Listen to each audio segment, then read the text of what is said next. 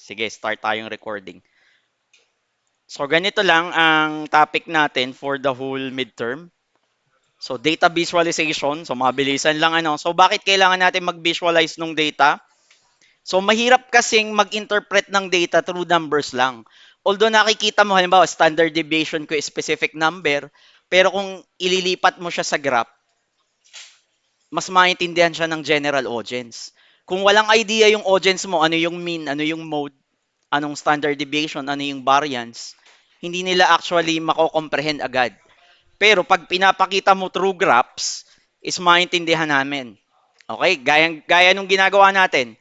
Nakikita nyo sa mga example natin, marami tayong data. Out of, for example, 31,000 data, ano yung insight na pwede nating makita?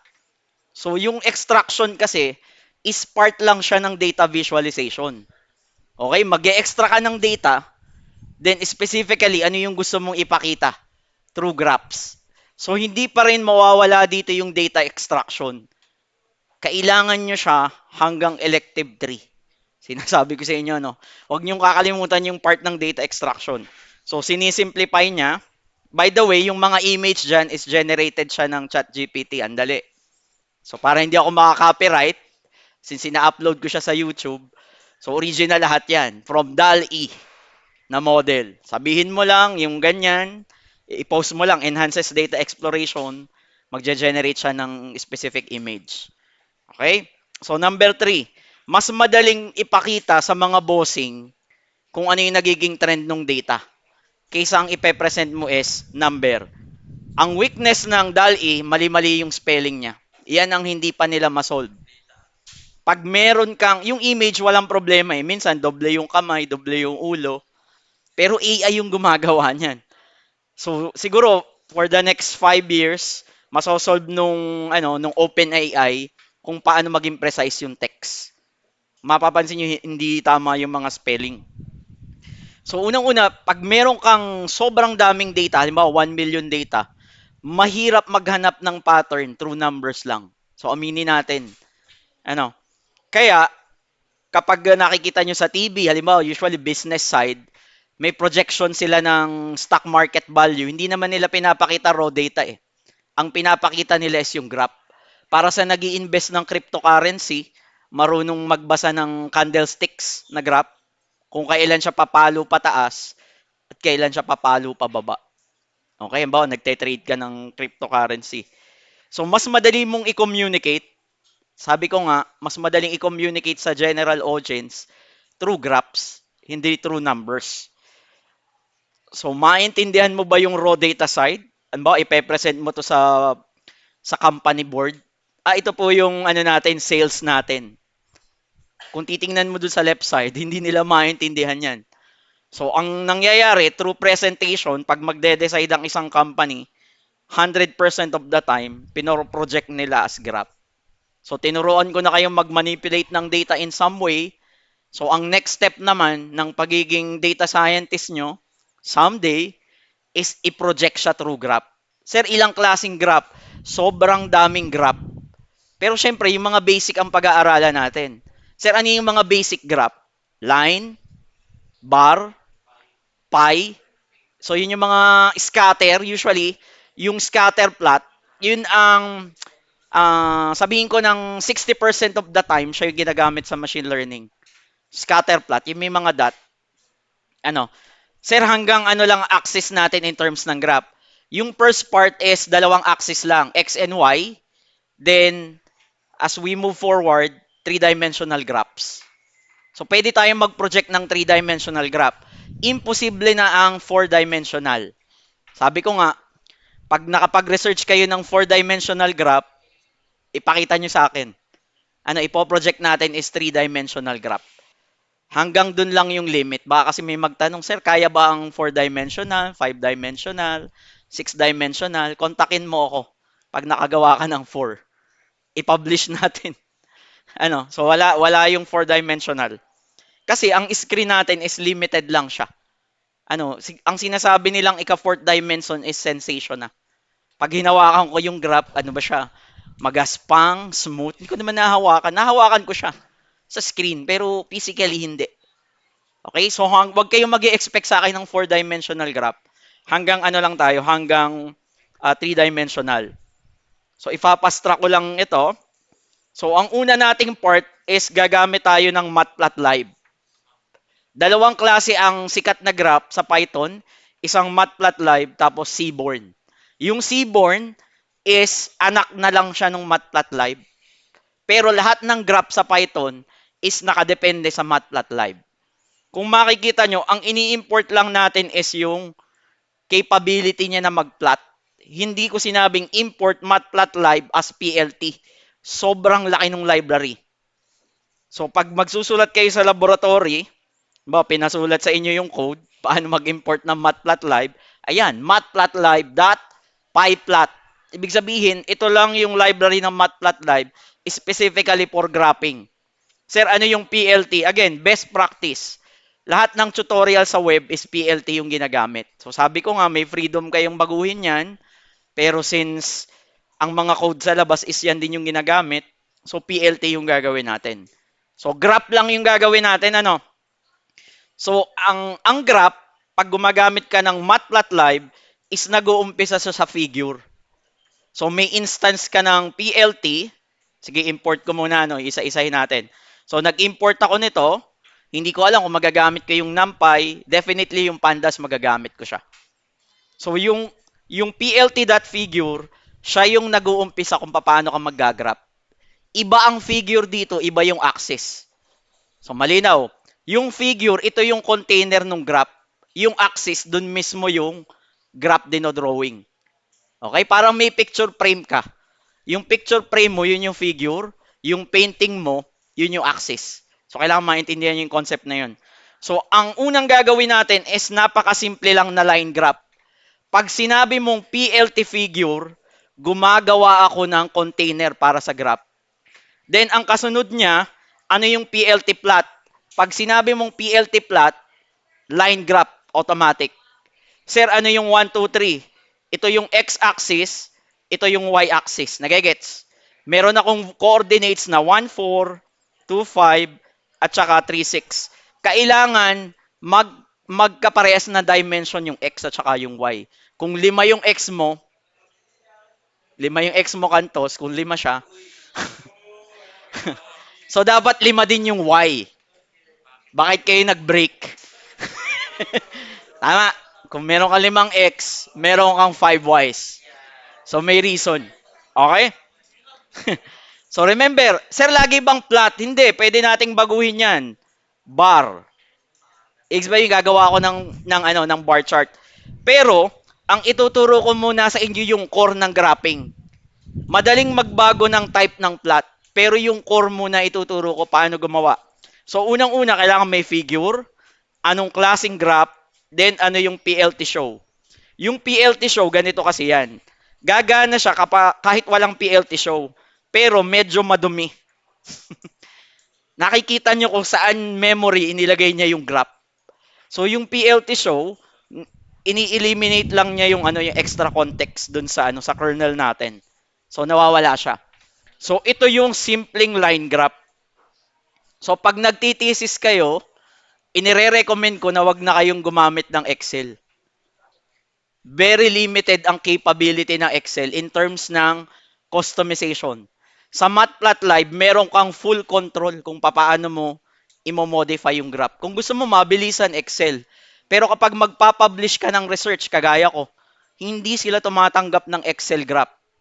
Halimbawa, Elsevier, Springer Nature, ang unang recommendation sa'yo ng editor-in-chief, pangit yung graph mo.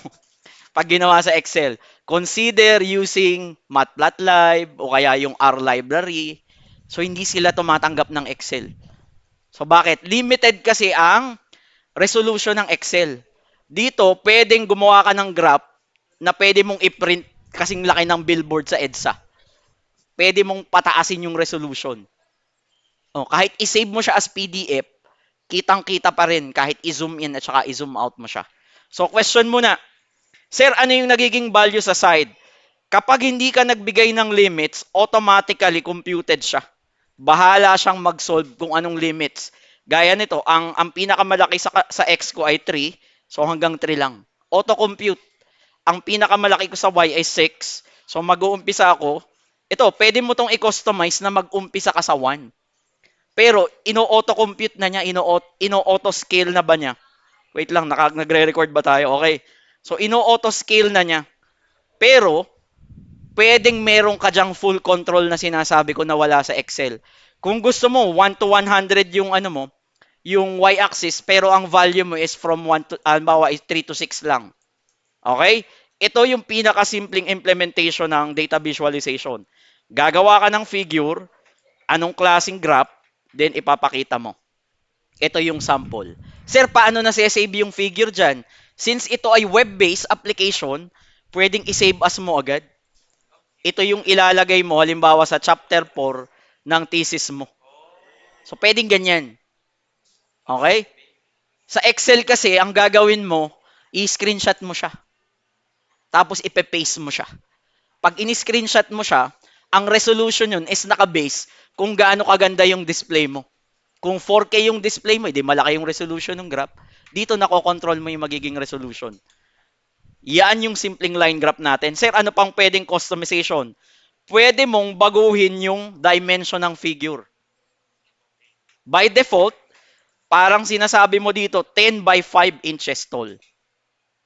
Yun yung magiging resolution. Lalagyan mo lang ng parameter na fig size. So, ibig sabihin, 10 by 5. Ganito na kalaki. So, kung i-compare mo to, is ito ay same lang no nandito sa taas. So, meron lang tayong fig size na 10 by 5. So, lalagyan mo lang ng fig size. So, next, ano pang customization? Dots per inches. Kapag meron kang DPI na graph na around 650, malaki na yung file size. Okay? So, i-compare natin. Halimbawa, ang DPI ko halimbawa is 100, dots per inches. So, pag sinave ko to, so, i-compare natin. So, halimbawa, isa-save ko lang siya. Huwag ganun. Okay? So, ibig sabihin, medyo blur pag 100. Pero kung tataasan mo siya, wag mo namang masyadong kataasan. Pag tinaasan mo siya, halimbawa 200,000, may possibility maghang na to. Kasi sobrang laki na nung resolution. So, halimbawa, i-DPI ko lang ng 300, medyo matagal siya mag-generate. Kasi malaki kasi yung madaming isinisiksik mong pixel per inch. So, ibig sabihin, kahit i-zoom mo siya, yung quality ng graph mo is malinaw pa rin. So, nagegets. So, ito yung wala sa Excel. Pwede sa Excel, ilipat mo siya sa software na, halimbawa, Canva. Yung graph mo na low resolution, pag meron kang paid Canva, pwede niyang gawing high resolution siya. Okay? DPI na tinatawag. So, another one, pwede mong baguhin yung background ng figure.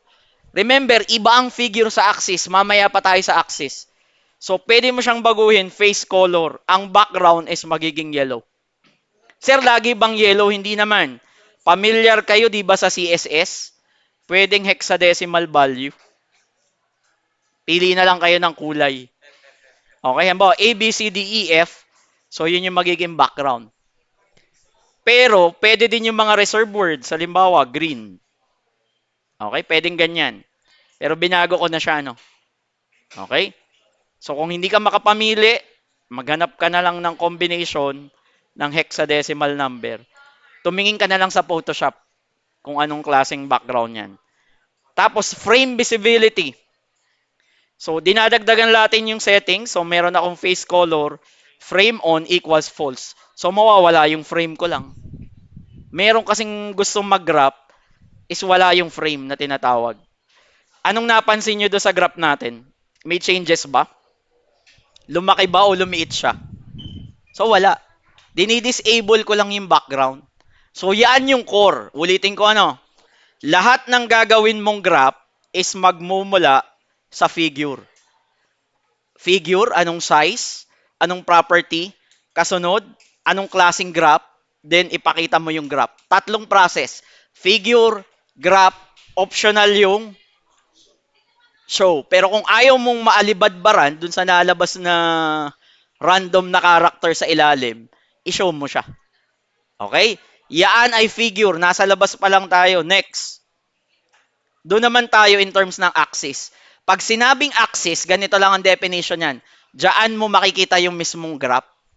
Sir, nasan yung axis natin dito? Ang axis ko, itong nandito sa loob.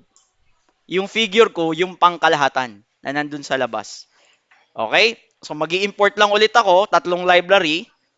Then, ang axis, sabi dito, ano, kung nasaan yung area, yung data mo, doon mismo mag-a-appear. Yun yung axis na tinatawag. So, pwede kang may label, may title, may grid, may legend, at kung ano-ano pa.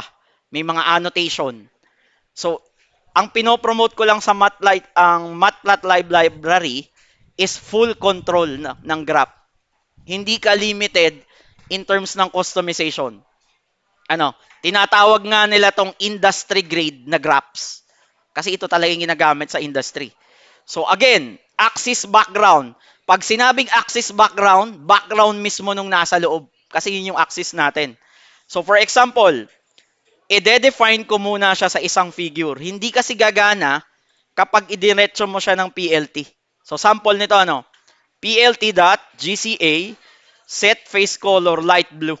So ganito lang ibig sabihin yan. Yung axis ko is nagiging light blue. Kung ayaw mo ng white, bihirang-bihira ako makakita ng graph sa publication na ang background ay blue, red. Usually white. Bakit? Nagtitipid din naman sa color ang printing. Halimbawa, ang line graph mo ay white, tapos ang background mo ay red. Hindi siya economical. Pag magpiprint ka ng libro, sasabihin sa'yo ng editor, gaya ko, nagsusulat din ako ng libro, pag naparami yung kulay, medyo umaangal na yung publishing house kasi costly ang color. Kaya kung makikita nyo sa National Bookstore, yung iba nga wala lang kulay eh. So ang publication kasi ng book is business pa rin. As much as possible, i-reduce mo yung color para mura lang yung magiging benta. Kasi pag nagmahal yung libro, unless sikat ka na author, ano, halimbawa J.K. Rowling, kahit maraming kulay yan, bibilhin yan. Halimbawa, yung Harry Potter series, bibilhin yan. Pero pag sa kagaya namin hindi naman sikat, ano, so actually may mga libro akong sinusulat. Kung gusto nyo ano, libre na, sesend ko sa inyo yung e-copy. Okay? Hindi, mahilig talaga ako magsulat. Yung tatay ko kasi talagang ano siya, writer. Editor-in-chief siya dati ng Lucena Times nung nabubuhay siya. Wala pa kayo noon. Wala. Hindi pa kayo ginagawa. Okay? As in, wala. Okay? So, next. So, in terms naman ng axis title, so pwede kang maglagay ng title dun mismo sa main figure. So, kailangan mo ay supplemental title. Tapos, pag bibigyan mo ng title mismo yung graph, sasabihin mo lang is PLT title. Madaling tandaan yung mga command. Tapos, sasabihin mo kung ano yung title. So, ganito yung mangyayari. Okay? Ito yung figure title. Ito yung graph title. Magkaiba siya, ano? Sir, bakit merong subtitle? Pwede ka kasing gumawa ng isang graph na siyam agad ang laman. Subplotting.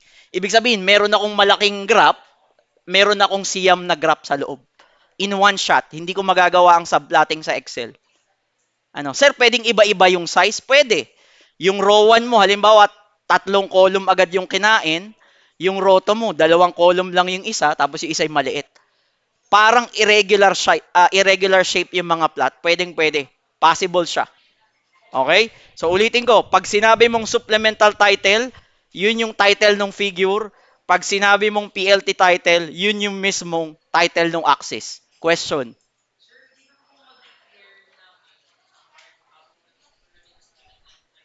Pwede mag-declare ng variable? Pwede. Pwede. Halimbawa, i-declare mo sa variable yung axis title. Halimbawa, var name equals axis title. Ah, hindi. Ibig sabihin yung isang linya na lang. Not possible here. Ano, pwede tayo dun sa ibang coding process pero in terms ng graphing, talagang line by line siya. Yung tinuturo ko sa inyo, ito ay ang technique na to is functional graphing.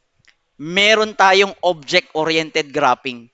Mas maganda yung customization kapag object-oriented.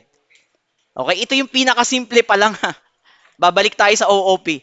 Pinakasimple pa lang to na technique ng graph. Para sa beginner, ito yung nire-recommend ko.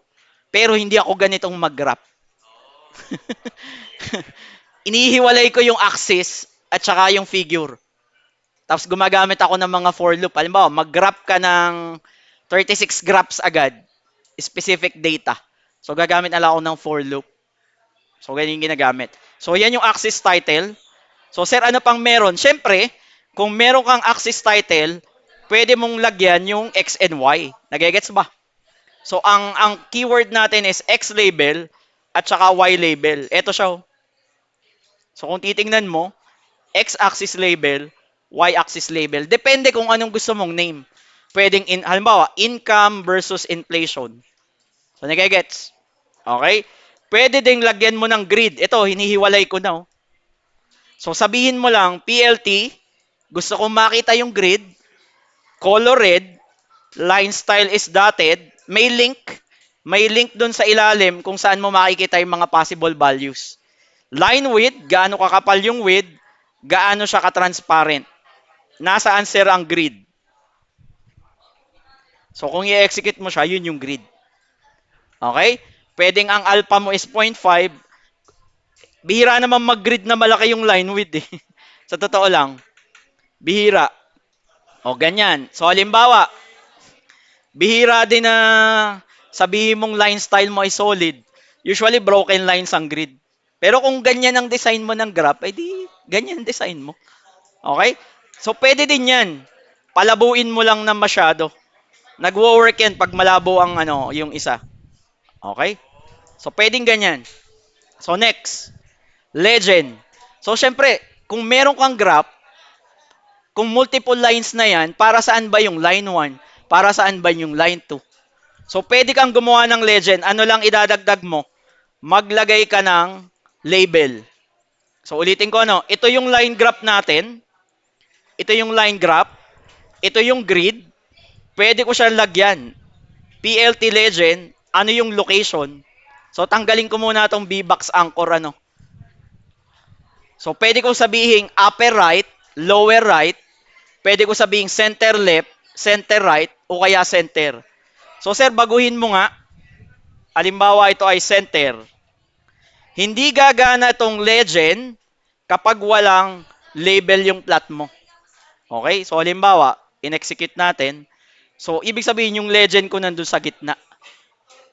Which is hindi siya maganda. Pwedeng sabihin mo ganito. Ang location mo is best. Ano ibig sabihin? Siya yung bahalang mag-compute na hindi siya makakasagabal do sa ibang element. So halimbawa, best. So pipili siya ng best location. So yun yung best location. So halimbawa, imo-modify ko pa. Halimbawa is center right. Okay? So expect mo na yung legend natin is pupunta doon. Sir, ano yung B-box to anchor? So sample. Pag gusto mo ay ibig sabihin, border box to anchor. Halimbawa, gusto mo customizable.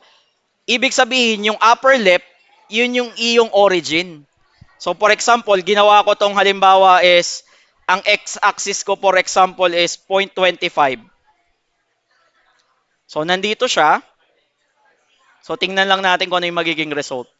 So, 0.25 ng x-axis. So, ang mangyayari is magmumove lang siya. Okay? Depende kung ano yung anchor point mo. Parang Photoshop, saan mo i-rotate yung image? Upper left, upper right, center, lower left.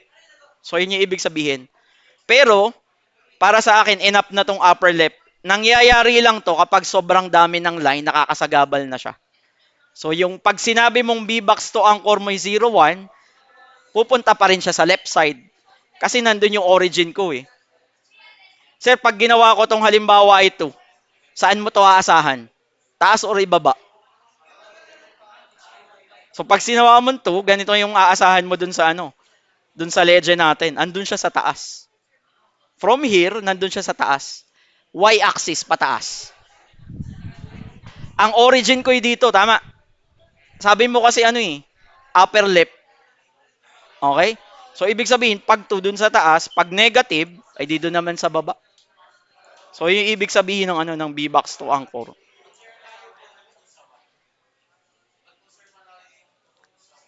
Malayo yung,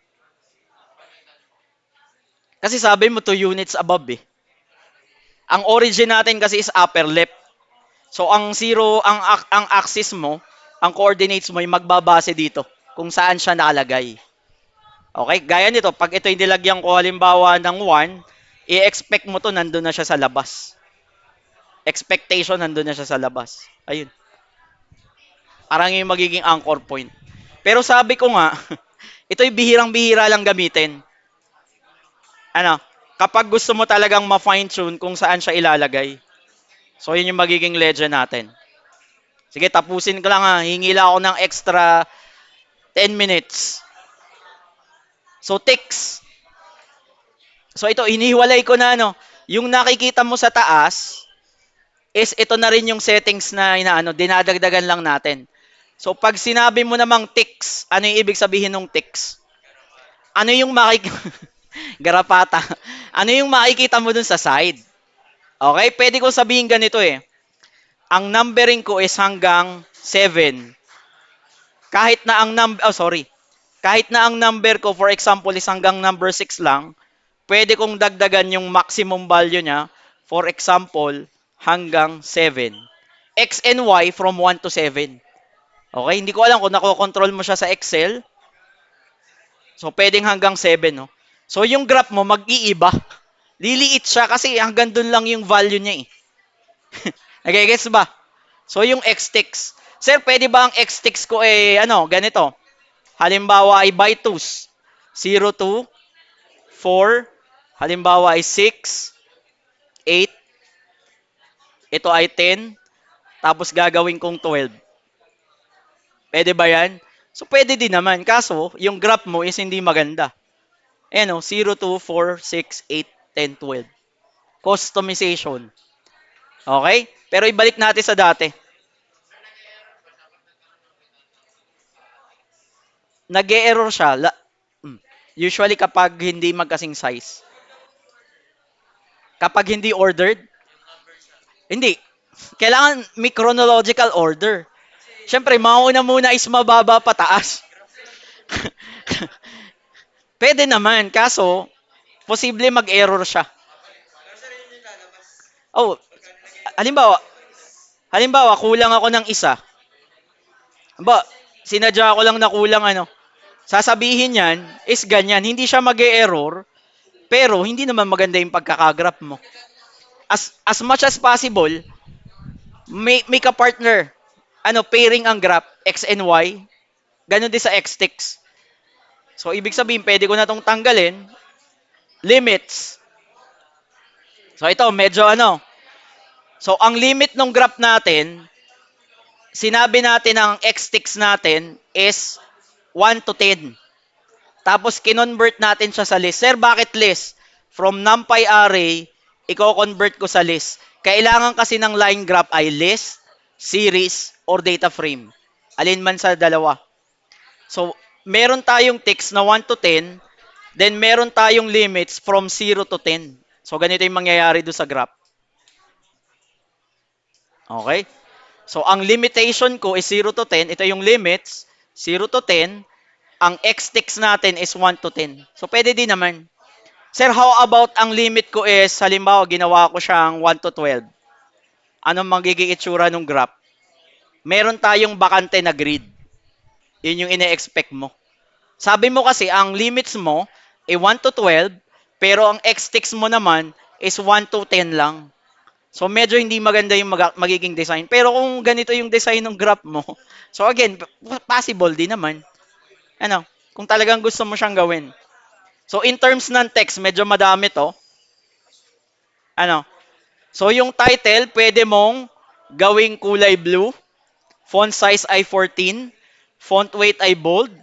Pwedeng ang family ay, Sir, pwede ba diyang Times New Roman? So, sad to say, hindi. Ang ibibigay lang sa'yo, serif, sans serif, monospace. So, yun lang. Ang style, usually italic lang. Then, pwede mo siyang i-apply sa lahat ng element na ginagamitan ng text. Okay? Sir, ano pang meron dyan sa ilalim? Ano? Tick params. Paano mo i-customize yung ticks? Label size 14, color blue. Pero kung i-execute natin to, ganito yung mangyayari sa graph natin. Hindi siya maganda pero pinapakita ko lang na possible na i-customize. Okay? Sir, bakit naka-rotate? Kasi meron akong sinasabi dito na yung x-axis ko, ang label rotation ko is 45 degrees. So silipin nyo na lang siya, no?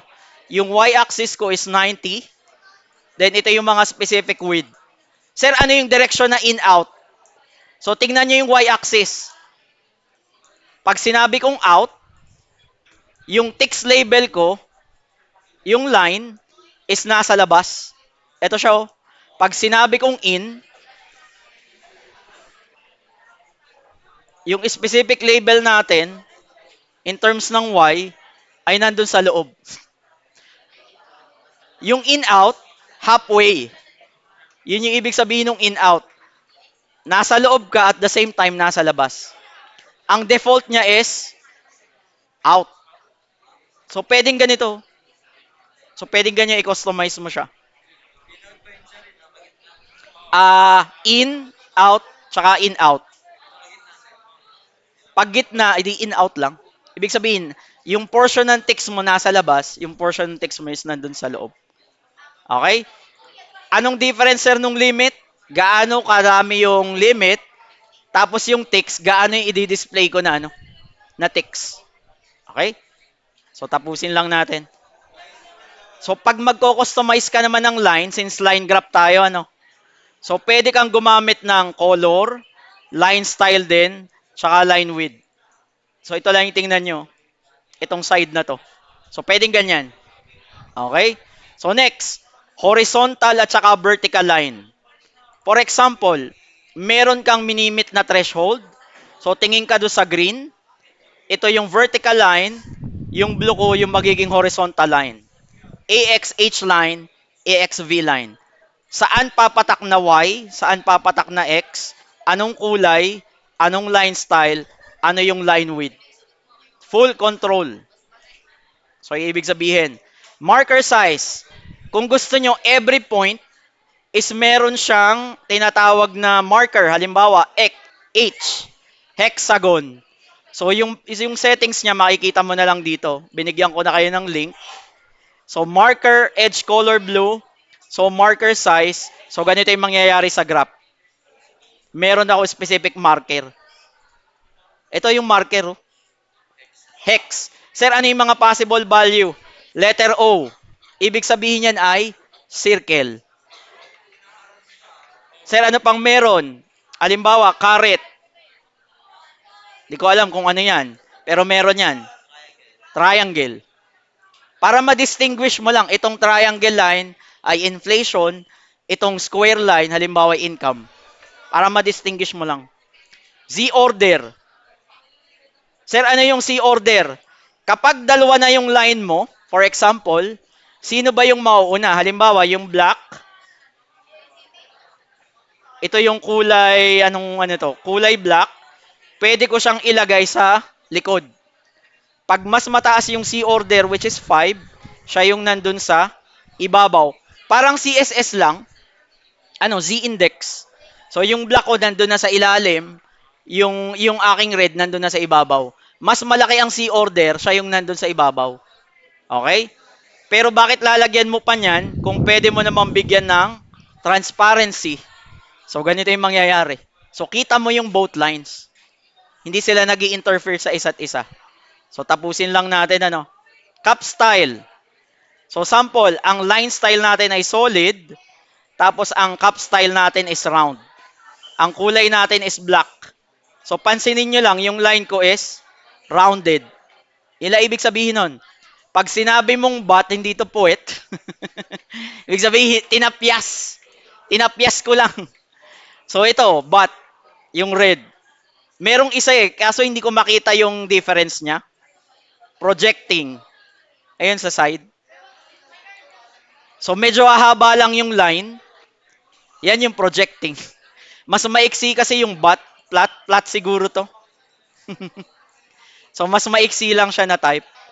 So, dash type. Okay, mas mahaba yung distance. So, yan yung basic ng ano. Yan yung basic ng panggagawa ng graph. So, kapag meron tayong bar graph, lalagyan mo ng grid, similar din dito sa line. So, the rest, ito yung core ng graphing. Siyempre, kapag sinabi mong pie graph, may sarili siyang parameters. Pag sinabi mong bar graph, may sarili siyang parameters. Doon lang nag-iiba. Pero pagdating sa pagko-customize ng text, ng ticks, ng limits, ng vertical line at saka horizontal line, iisa lang. Okay? Kung sisilipin nyo yung Matplotlib, last na, kung sisilipin nyo siya, napakalaki kasi niyang library. I think napakita ko na sa inyo to. Kung titingin ka ng examples, kung ano yung mga possible na plotting, so medyo madami siya. Okay? Ayan. Yan, 3D. Tuturuan ko kayo mag 3D graph, mesh, yan no? Stem map, and so much more. Ito ay kakaunti pa lang. Okay? So, tuturuan ko din kayo mag-interpret. Paano ba nag interpret halimbawa ng box plot? Sino may idea paano mag-interpret ng box plot? Sa totoo lang, ito ay, anong equivalent nito sa ano? Sa pandas. Maniniwala ba kayo na ito ay describe function?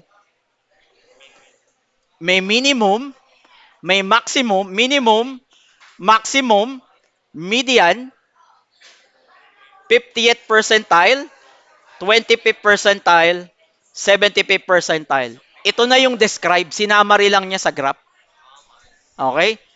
So, ibig sabihin, itong data na to is very dispersed yung data kasi malaki yung ano eh. Malaki yung cover. Ito is kakaunti lang yung mga data na nagfo-fall sa ganitong value. Ito ay glorified na describe function. Box plot. So, marami pa tayong pag-aaralan na graph. So, isa-isahin natin yan.